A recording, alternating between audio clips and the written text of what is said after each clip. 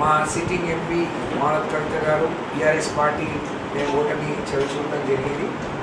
Congress party Balaram Naik గారు మళ్ళీ తిరిగి 10 ఏళ్ల తర్వాత ఎంపీగా గెలిచారు. వారికి మనస్ఫూర్తిగా మా అందరి తరఫున అభినందనలు. అలాగే రాష్ట్ర వ్యాప్తంగా కూడా టీఆర్ఎస్ పార్టీ ఫలితాలు కొంచెం భిన్నంగా ఉన్నాయి. మేము ఆశించినట్టు రాలేదు.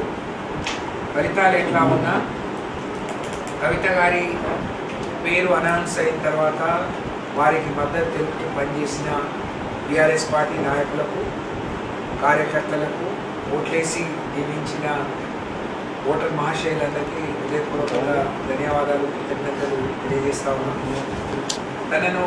తన గెలుపును కాంక్షిస్తూ గౌరవ మాజీ ముఖ్యమంత్రి గారు కేసీఆర్ గారు వచ్చారు, అనేక మంది ప్రముఖులు వచ్చారు.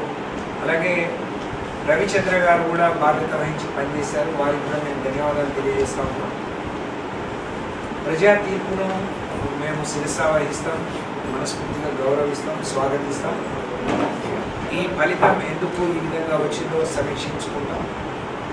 తిరిగి టీఆర్ఎస్ పార్టీ నిలబడి మహబూబాద్ కోట మీద గులాబీ జెండా ఎగరవేయడానికి ఇక్కడున్న గౌరవ టీఆర్ఎస్ పార్టీ నాయకులందరి సహకారంతో ప్రజల మద్దతు కూడా కట్టుకొని టీఆర్ఎస్ పార్టీ గులాబీ జెండాను గడ్డ మీద ఎగరేయడం వరకు మేమందరం కూడా మరి ఎల్లేని కృషి చేస్తామని చెప్పి తెలియజేస్తాం. కాంగ్రెస్ పార్టీ 2023 ఎన్నికల్లో అనేక హామీలు ఇచ్చింది. 6 గ్యారెంటీల పేరు మీద 420 హామీలు ఇచ్చింది. 6 గ్యారెంటీల్లో కూడా 13 హామీలు ఉన్నాయి. అందులో కొన్ని తీర్చి కొన్నిటికి దేవుడి మీద ప్రమాణం చేసి ఆగస్టు 15 రుణమాఫీకి ఆఖరి డేట్ మిగతా హామీలను నెరవేరుస్తామని చెప్పింది. మా మహబూబాద్ పార్లమెంట్ ప్రజలందరూ కూడా ఎక్కువ మంది గిరిజనులు, దళితులు, వెనుకబడిన వర్గాల వాళ్ళు, పేదవాళ్ళు. ప్రభుత్వం వచ్చి ఉంది, వాళ్ళకు ఓట్లు లేకపోతే మాకేం నష్టం జరుగుతుందో మరి ఒకసారి వేసి 6 నెలలు అవకాశం ఇచ్చాం, మళ్ళీ చేస్తా అంటున్నారు. మళ్ళీ వేయకపోతే మాకు ఎక్కడ నష్టం జరుగుతుందో అని అనుకుని మరి ప్రజలు ఆలోచించి ఉంటారని మేము భావిస్తూ ఉన్నాం. తప్పకుండా వాళ్ళు ఏం ఆశించిందో, కాంగ్రెస్ పార్టీ ఏం హామీలు ఇచ్చిందో అవన్నీ నెరవేర్చడానికి ప్రజలకు ఇచ్చిన హామీలు కాంగ్రెస్ పార్టీ తీర్చే వరకు ప్రజల పక్షాన అందరం కూడా పోరాటం. అంటే కవిత గెలవాలి, బీఆర్ఎస్ పార్టీ గెలవాలని పనిచేసిన 7 నియోజకవర్గాల్లో ఉన్న ప్రతి ఒక్క పార్టీ శ్రేణులకు, గ్రామ స్థాయిలో, క్షేత్రస్థాయిలో కార్యకర్తలకు, నాయకులకు మరియు ప్రతి నియోజకవర్గంలో ఇన్ఛార్జ్, మాజీ ఎమ్మెల్యే ఇన్ఛార్జీలు కావచ్చు, భద్రాచలంలో అక్కడ ఎమ్మెల్యే లేకుండా ఒక టీం వర్క్ చేసిన ఆ కమిటీ సభ్యులకు కావచ్చు, ప్రత్యేకంగా ఇక్కడ మా 2 ఎమ్మెల్సీలకు కావచ్చు.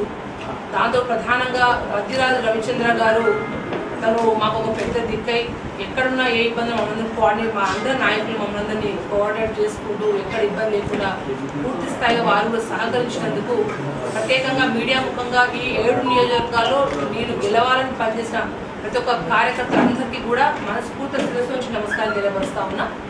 దాంతోపాటు అంటే పోయిన 5 ఏళ్ళు మీ అందరి ఆశీస్సులతో, కేసీఆర్ గారి ఆశీస్సులతో పార్లమెంట్ సభ్యురాలుగా ఈ ప్రాంతంలో సమస్యల వరకు గడం విప్పే బయ్యారం ముక్కు పరిశ్రమ కావచ్చు, లేకపోతే గిరిజన యూనివర్సిటీ, చిరకాలం ఆచిన గిరిజన యూనివర్సిటీ కావచ్చు, ఎన్నో అంటే ప్రతి ఒక్క విషయం మీద గడం విప్పే గొప్ప అవకాశం ఈ ప్రాంత ప్రజలు మనస్ఫూర్తిగా నాకు ఆశ నుంచి పార్లమెంట్కి పంపించి 5 ఏళ్ళు. కరోనా లాంటి క్లిష్టమైన సమయంలో కూడా అంటే ఈ 5 ఏళ్ళ టైంలో అటువంటి 2 ఏళ్ళు వచ్చినా కూడా అటువంటి టైంలో కూడా ఎప్పుడు వెనుక తగ్గకుండా ఈ ప్రాంతంలో నా శక్తి వంచన లేకుండా ఎక్కడ ప్రజలకి నా అవసరం ఉందనుకుంటూ ఒక పార్లమెంట్ సభ్యురాలుగా నేను పూర్తి స్థాయిగా పనిచేశానని భావిస్తా ఉన్నా. కానీ ఇవాళ రాష్ట్రంలో ఒక మహబూబాదే కాకుండా రాష్ట్రంలోనే ఒక వేవ్లో అంటే అనుకున్న దానికంటే బీఆర్ఎస్కి కనీసం కొన్ని సీట్లు వస్తే భావించాం, కానీ అనుకున్న దాంట్లో కంటే కూడా ఇవాళ ప్రజలు అంటే అందరు మార్పు అని అనుకున్నారు, కానీ ఆ మార్పు అది ఏందో అది ప్రజల్లో కనబడలేదు, ప్రజల్లో అది భావించలేదు. స్పష్టంగా ఈ పార్లమెంట్ ఎలక్షన్స్లో కనబడ్డది. ఏదన్నా ప్రజాక్షేత్రంలో ఉండేవాళ్ళం, ప్రజల సమస్యల కోసం పోరాడేవాళ్ళం. ఇవాళ ఎంపీ ఉంటేనో లేకపోతే ఎమ్మెల్యే అయితేనే ప్రజలకు సేవ చేయాలనే భావనతో ఉండేవాళ్ళం కాదు. వాళ్ళ గెలిస్తే ఉప్పొంగిపోయేవాళ్ళం కాదు, ఓడిపోతే కుంగిపోయేవాళ్ళం కాదు.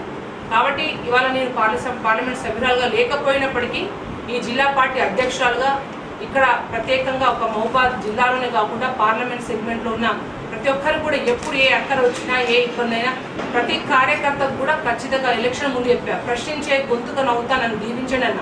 కానీ ఇవాళ ఎలక్షన్స్ రిజల్ట్ వ్యతిరేకంగా వచ్చినప్పటికీ కూడా అదే విధంగా ప్రజలు ఏదైతే ఆకాంక్షించిందో ఏదైతే కోరిందో వాళ్ళ కోరిక తీరే వరకు కాంగ్రెస్ పార్టీ ఇచ్చిన హామీలు నెరవేరే వరకు, ఎందుకంటే వాళ్ళ రాష్ట్రంలో ప్రభుత్వం వాళ్ళ ఉంది కాబట్టి వాళ్ళ ఖచ్చితంగా ఇవాళ ఏదైతే వీళ్ళు రైతు రుణమాఫీ అన్నారు, రకరకాల మహిళలకు 2,500 అన్నారు, తులం బంగారం అన్నారు, ఎన్నో అంటే హామీలు ఇచ్చింది. ఈ హామీలన్నీ నెరవేరాలంటే ఎలక్షన్ల ముందైతే ప్రశ్నించే గొంతుగా ఇలా అయినానో ఇవాళ ఎలక్షన్లో రిజల్ట్ రాకపోయినప్పటికీ కూడా ఇదే ప్రశ్నించే గొంతుగా మారి వాళ్ళ ఏదైతే కోరుకున్న కోరికలన్నీ కూడా ఆంక్షలు తీరే వరకు కూడా అందరం వేదిక మీడియా ముందు కూర్చొని ప్రతి ఒక్కరు కూడా ఒకటే గళమే కూడా ప్రజల పక్షాన్ని పోరాడతాం చేస్తామని చెప్పి మేము విజ్ఞప్తి చేస్తా ఉన్నా.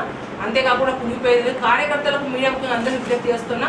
ప్రతి ఒక్క కార్యకర్త చాలా అంటే వాళ్ళ ఎలక్షన్స్ లాగా ప్రతి ఒక్కరు 7 నియోజకవర్గాల కార్యకర్తలు చాలా బాగా కష్టపడి నిజంగా చాలా అదృష్టవంతులుగా భావిస్తున్నారు. ఎందుకంటే వాళ్ళు చాలా మంది ఇప్పుడు బాధపడతా ఉన్నారు. కానీ ఏది ఉన్నప్పటికీ కూడా కార్యకర్తలకు ఏ ఇబ్బంది అయినా ఎక్కడైనా కూడా అందరినీ కాపాడుకునే బాధ్యత మాదే. ప్రజల పక్షాల నుండి ఖచ్చితంగా కొట్లాడతాము. దాంతోపాటు గెలిచిన బలరాం నాయక్ గారు కూడా అభినందన తెలియపరుస్తా ఉన్నా. ఇవాళ ఎలక్షన్ చూస్తే విచిత్రంగా అంటే అనుకున్న దానికంటే డిఫరెంట్ ఫలితాలు వచ్చినాయి. అంటే ఇంకా గౌరవమైన స్థానంలోనే మహబూబాద్ పార్లమెంట్ ఉందని నేను భావిస్తా ఉన్నాను. ఎందుకంటే చాలా చోట్ల కూడా మా బీఆర్ఎస్ పార్టీ 3rd ప్లేస్లో పోయిన పరిస్థితి. కానీ ఇవాళ మహబూబాద్లో ఇవాళ గౌరవమైన స్థానంలో భావిస్తా ఉన్నా. ఏ విధంగా అయితే ప్రజలు ఇంతకుముందు ఆదరించారో అదే విధంగా ఎప్పుడు కూడా మీ ఆశీస్సులు ఉండాలని కోరుతా ఉన్నా. ఖచ్చితంగా ప్రజాక్షేత్రంలో ఎక్కడ వెనుకడుగు వేయకుండా ప్రజల్లోనే ఉంటూ ఓడిపోయినా కూడా ప్రజల్లో ఉంటూ ప్రజా గొంతులో ఉంటూ ఖచ్చితంగా మీ కవితగానే ఉంటా అని చెప్పి మనస్ఫూర్తిగా భావిస్తూ సెలవు.